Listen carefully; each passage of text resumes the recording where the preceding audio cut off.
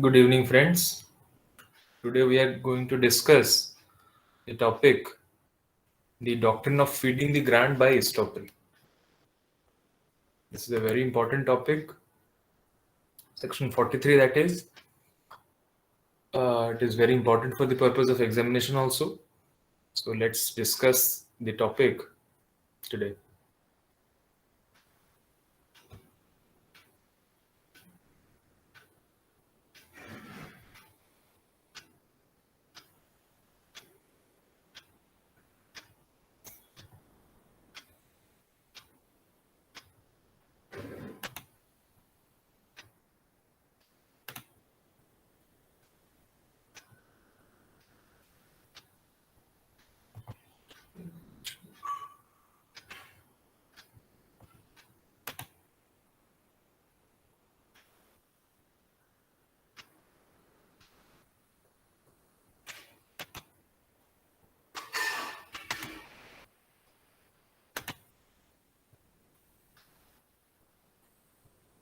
Please someone confirm me if the screen is visible. Yes, sir. Yes, sir, it's visible. Am I audible and the screen is visible? Yes, Yes, sir, sir. it's visible and audible. So the doctrine of feeding the grant by Estoppel. Some people also call it the doctrine of feeding the Estoppel by grant. And I also believe that both of the views are correct, but probably the more correct view would be the doctrine of feeding the grant by Estoppel, because there is a grant which is fed by the doctrine of Estoppel. Simply put, if you want to know what is the doctrine of feeding the grant by Estoppel, then that is that there is a person who is not authorized to transfer a property, but still he is transferring a property, and then subsequently if he obtains an interest or he is capable of transferring that property, then he will be bound by law to transfer the same. Basically, it is based on an equitable doctrine, that is, if you do not have something and you still choose to transfer it, and then subsequently if you get right over it, then law will force you to deliver the same. This is what the doctrine is based on.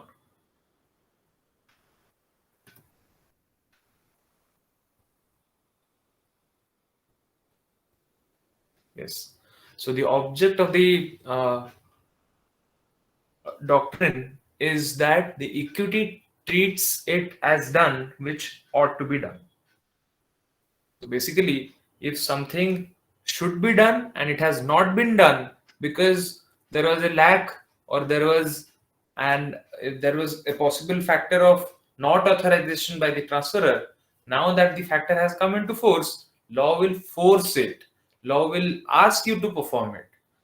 तामाने आपन पाखरे गोटे transfer आपण करिया को try करले जतले कि आपण पाखरे ऑथराइजेशन नथिला. एबे जदि आपण पाखरे ऑथराइजेशन आसी गलानी, then right now the law will force you to do that. Basically ଆମେ जेंति कोना जे जहा तू प्रॉमिस करिचु, जदि subsequently if you are in a position to fulfill that promise, right now you made a promise, you are not under the circumstance that you could fulfill it, but if you are put under a circumstance when you can fulfill it, then you should fulfill it. That is what law of equity demands. So that is what this doctrine is based on. So it is nothing but an estoppel by deed, because you did something and you professed something, you agreed to transfer something which was not your own, which you were not authorized to transfer. Now, when subsequently you are having that right, then law will force you to do that. If a person promises more than he can perform, then he must fulfill his promise when he gets the ability to do so. Simply put, let's consider this with the help of an example.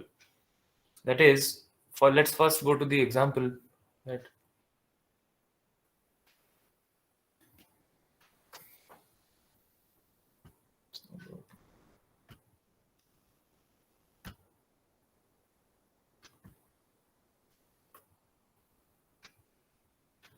Simply put, the example is here is that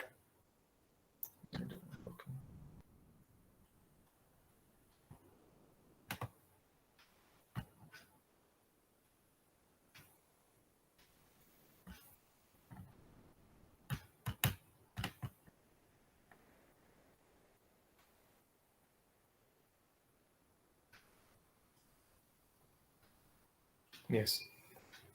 The example here is that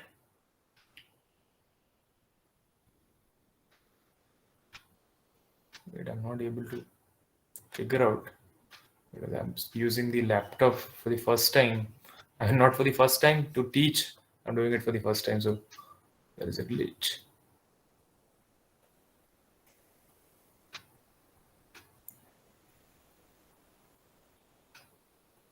Here A is what professing to transfer this property X to B, which was not his own. So this property belongs to C, his father, but he, A, represents himself as the true owner of the property X. He says that I am the owner of this property and he professes to transfer this property. What do you mean by professes? That means he agrees to transfer. So, normally, if a person does not have the authority to transfer, then he cannot transfer the property. If a person is not having the title, is not the owner, he does not have any authorization, then he cannot transfer the property. But here there is a peculiar circumstance where A is a person who has no authority over this property X to transfer that property, but still he is representing himself as the owner, and he's saying that I have the authority, either I'm the owner or I have the authority to transfer the property, and he is entering into a contract and B has accepted it. So the transfer will not take place, but subsequently, during the subsistence of that contract, A is deriving that interest over the property X. If A is deriving that interest later on, then he will be bound by law to deliver up that property. At the option of B, B is here and in the position that he can enforce this profession that was professed by A. So here it is the doctrine of feeding the grant by estoppel is nothing but a rule of equity. That is, though ordinarily he had no right and he was not authorized, so this contract should be void, this transfer should be void. But in a peculiar circumstance where in fact the transfer should be void, because you can't transfer the property belonging to someone else, because this property belongs to C, but you are transferring it.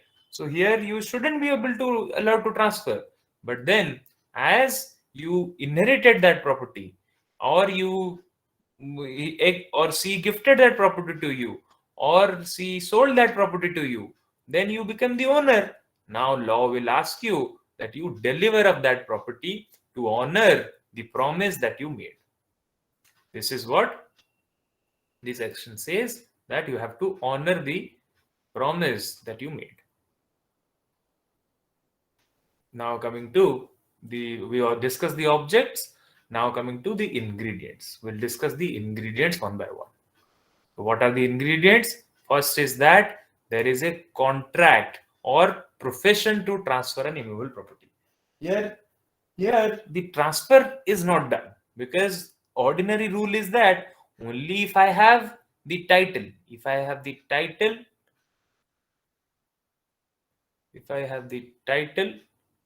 or I have the authorization, then only I should be able to transfer. Then these two are the only circumstance when I can transfer. Either I am the owner or I am an authorized person to transfer that property. If these two are not done, then I can't transfer that property. But then this is a case where neither I have the authority nor I am the owner. In this case, I will this section will come into picture only when I am professing to transfer a property. I am not transferring a property, but I am just professing to transfer a property. In the second ingredient is that he is not authorized to transfer the property. Here, the transferor is not authorized to transfer the property. So he does not have the title or he does not have the authorization to transfer. These are the two things that he lacks. So that's why he is not authorized to transfer the property. And what do you mean by that? He has no authority. That means he was either not given any written authority nor an oral authority by the true owner, or neither he has or has any interest over that property to transfer. Here, one important element which should be established is that there must be a promise by the transferor, and the transferee must have accepted that promise to get that property. So these are the two things that must be satisfied. So there was a contract to transfer, and that contract to transfer was made by the transferor who is not authorized to transfer the property. Next is he erroneously or fraudulently represents that he is authorized to transfer such property.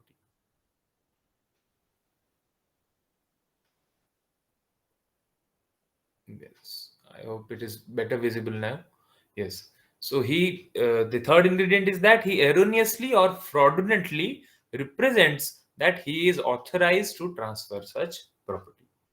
So what do you mean by erroneously and what do you mean by fraudulently? When we say fraudulently, that means he has malafide intention. Malafide intention. So he either is knowingly or with the intention of defrauding, he is representing that I am authorized to transfer such property. He has no authority to transfer, but again, he's saying, I am the son of the owner of the property, but I am saying that I am the owner of the property. So this is fraudulently, I am saying that I am the owner of that property and I am authorized to transfer such property. Second part is erroneously. So erroneously, law also says even if you do not have any malified intention, even if you are not doing it fraudulently, by mistake also, erroneously also, if it is done innocently and by mistakes also, that is you unknowingly by mistake or by staying silent, if you represented that you are authorized to transfer such property. And how will you do that? How will you say that I did not do anything and by staying silent I represented that I am authorized to transfer such property? Suppose I'll give you an example. This property, there is a property X which is owned by C. I am the son of A.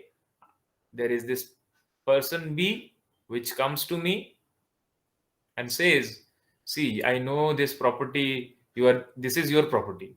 Because I'm staying in this property, B says that this is your property, take this 1 lakh. Take this 1 lakh.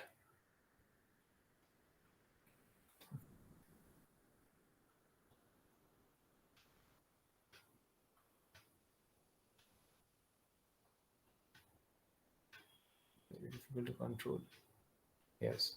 So it is saying, so A here says, B here says, take this 1 lakh and give this property to me. B says that. So here A is, when he sees 1 lakh, he had no intention to defraud. But when he sees 1 lakh, he says, let me be silent. Nevertheless, I did not say anything to him. He is coming from his own and saying that transfer this property to me and I am giving you 1 lakh. So here B is proposing something and A is staying silent. So here, by erroneously or by just staying silent or unknowingly, he is misrepresenting that he is the authorized person. So the important factor here is that he is representing that he is authorized to transfer such property. So there must be a misrepresentation with regard to the not utilization, there must be authorization. That is authorization of transfer. That is, he is represented that I have the title or I am authorized to transfer such property. But if any other misrepresentation is there, that would not be hit by section 43. So that means if I am, let's take an example how want of capacity will not be hit by section 43. Says that this is the property X, which is my property, but I am a minor. He's 17 years old. He misrepresented that he's 18 and he transferred this property to B. So here he has authorization to transfer. He just that he does not have the capacity because he was a minor. He was a minor and that's why he does not have the capacity. But here the want of title is not questioned. So he's not misrepresenting about his title or authorization. He's just saying that I am a major and hence I am capable of making a transfer. So I am transferring this property. So if the misrepresentation is with regard to the capacity, then it will not be hit by section 43.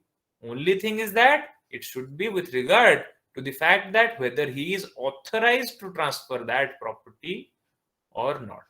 That is the important factor which should be considered.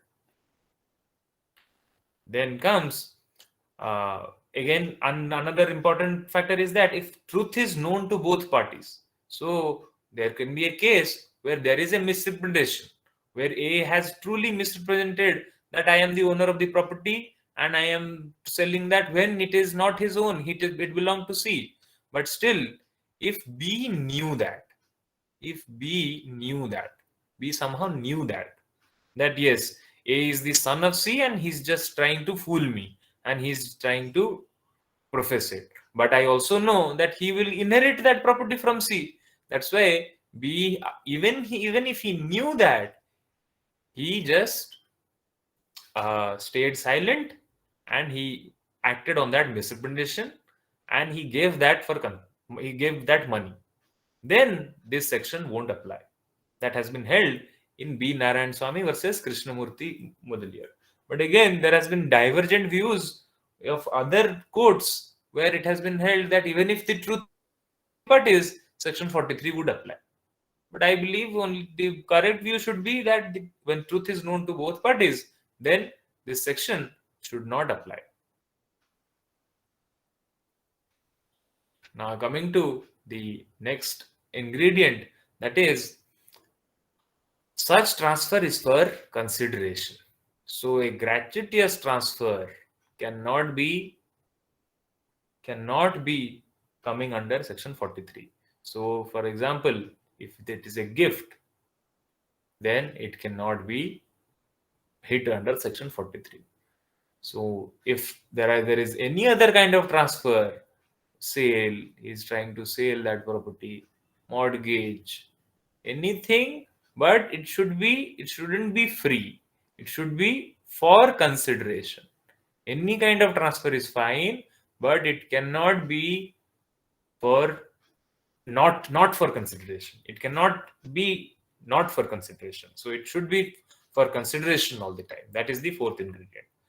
The fifth ingredient is that subsequently the transferor acquires interest over the said property. So he did not have the authority.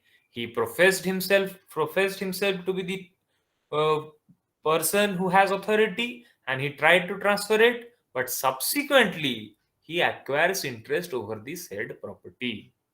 So here, the same example.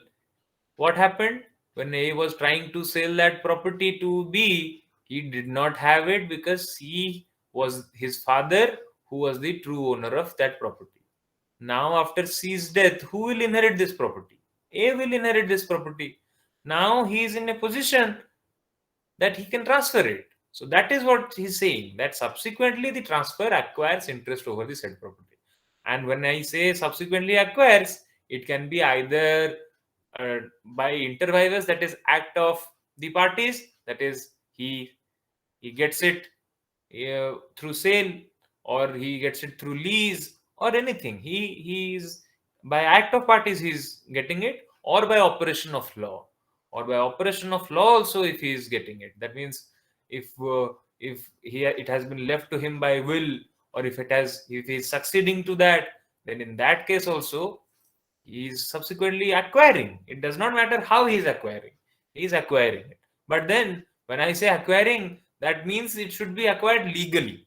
That means ତା ମାନେ ନୁହଁ ଯେ ଏବେ ସିର murder କରିକି property ନେଇ ଆସିବ ଆଉ ତାପରେ ତାକୁ ଦବ. No, if he is legally acquiring it, then he will be required by section 43 to deliver up that property. Last ingredient is that he acquires such interest during the subsistence of such contract to transfer.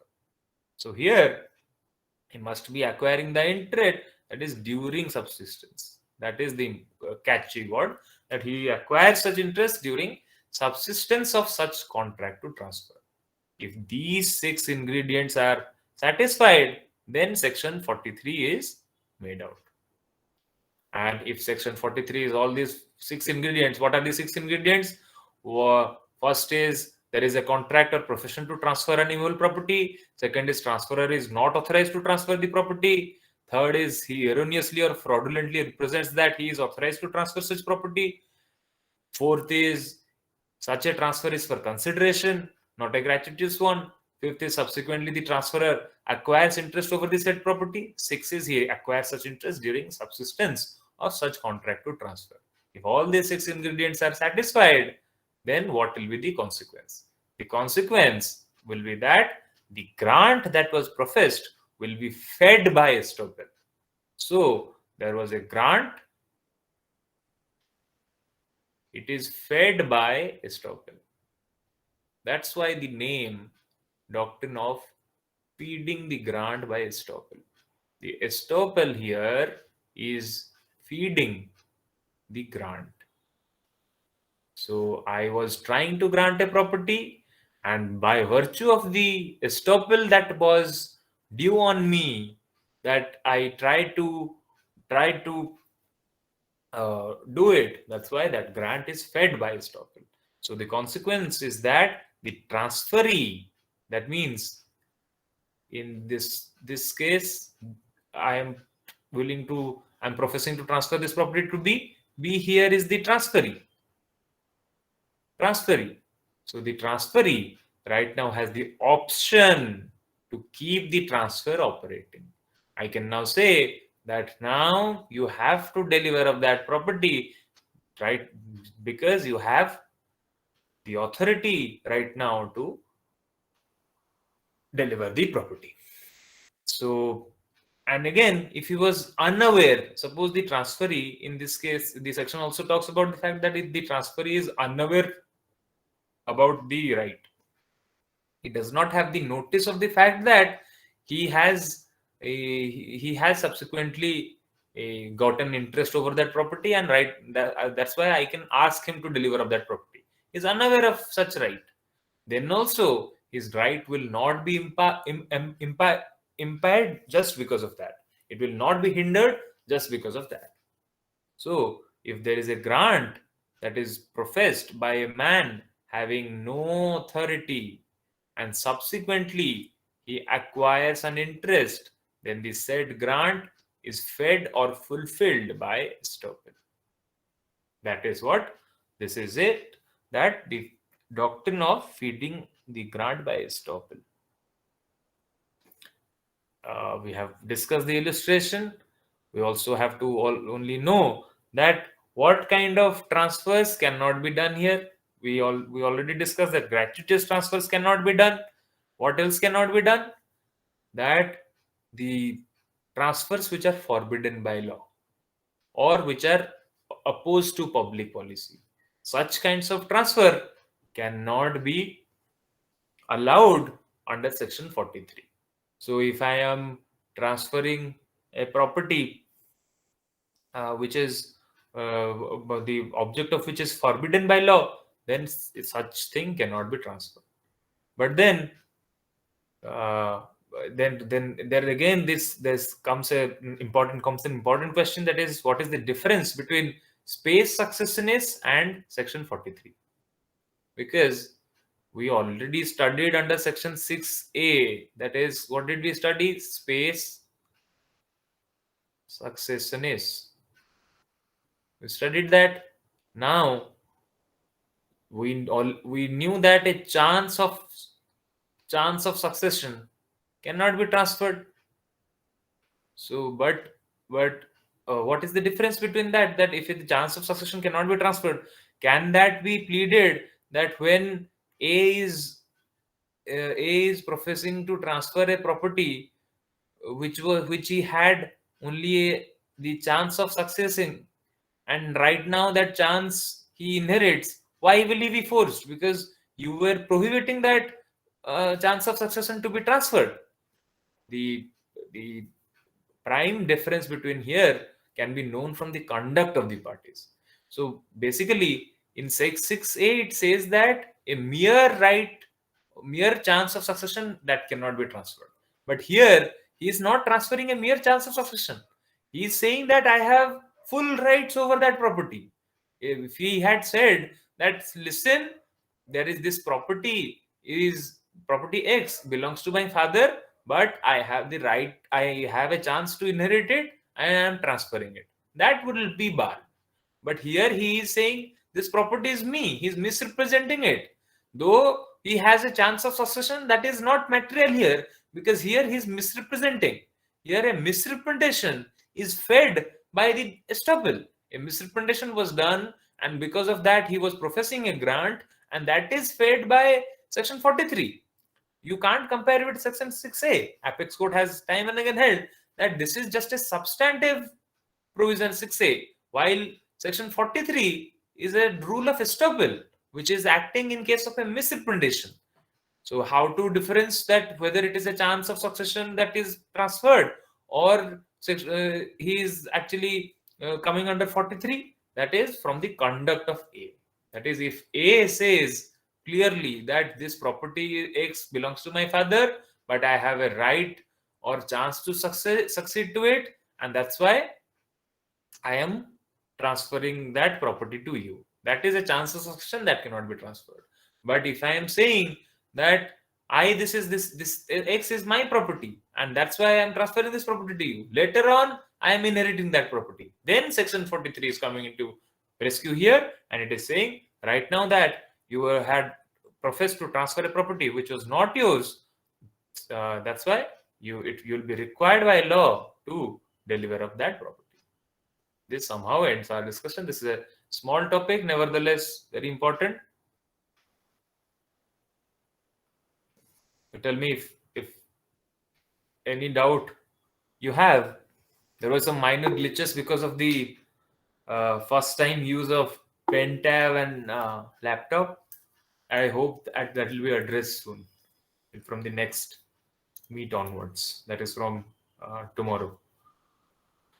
Pratiman has a doubt. What is the doubt, Pratiman? Sir, in section 43 illustration, I didn't got that. A Hindu who separated from his father B. This point I didn't got that. It's from bare access. Barrett, yes.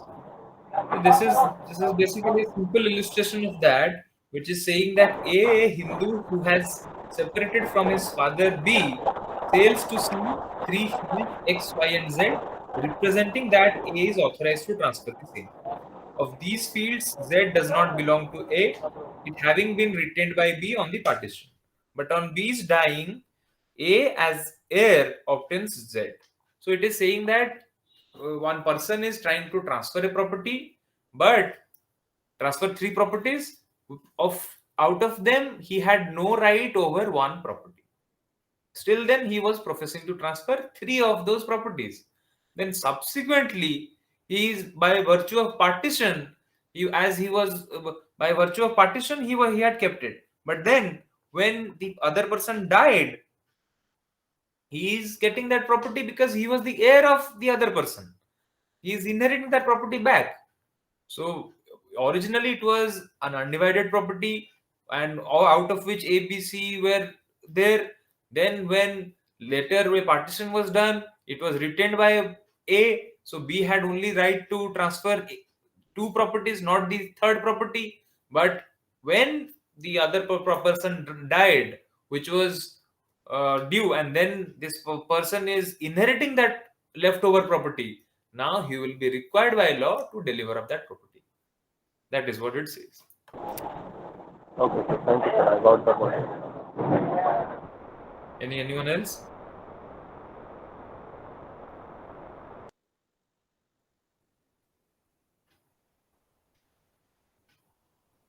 Okay, if there is no other doubt, we'll end the session. Okay, thank you.